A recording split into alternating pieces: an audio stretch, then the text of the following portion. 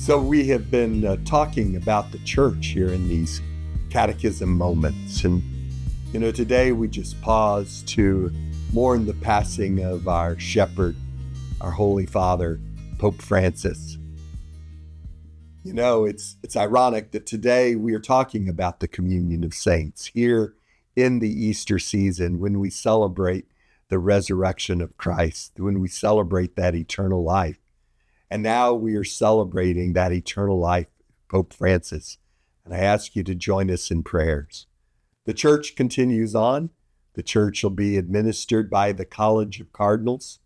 Cardinal DiNardo with the other cardinals are all heading to Rome to participate daily in just the administrative work of the church, and then plan and execute the conclave where they will choose the next pope.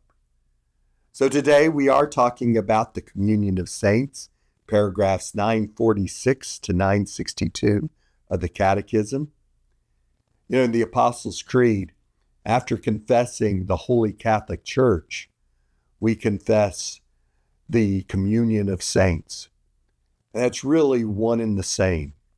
The communion of saints further explains the Holy Catholic Church. The Catechism says that the communion of saints is the church.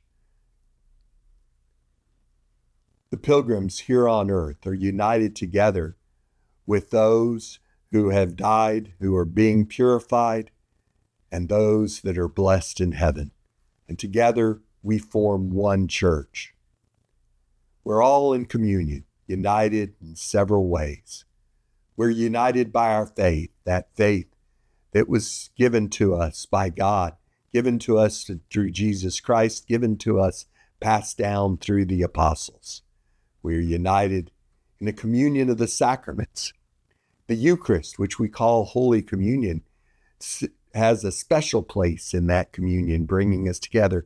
But all the sacraments are about communion, about bringing us together, uniting us together in that communion of saints. We're united in a communion of charisms, right? The Holy Spirit gives us each special graces, special charisms in which to build up the church, to bring us together in communion, special, unique purposes that he lays out for each one of us to build up the church. The early church shared everything in common. And we need to be good stewards of the blessings that God has given us, sharing that with each other here in that communion of saints.